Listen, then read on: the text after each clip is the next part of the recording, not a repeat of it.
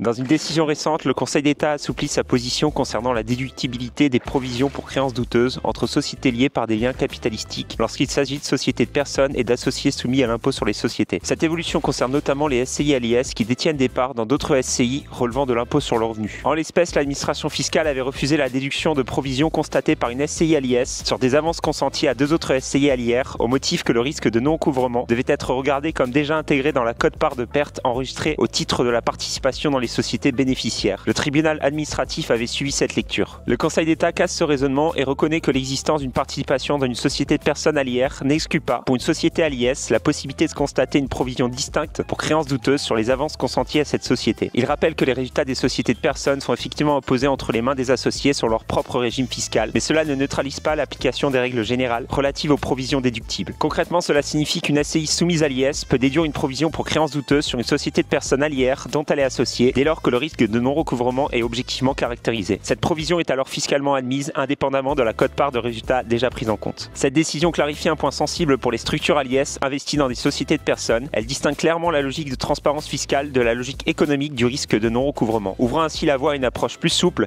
et plus cohérente avec la réalité des opérations intragroupes.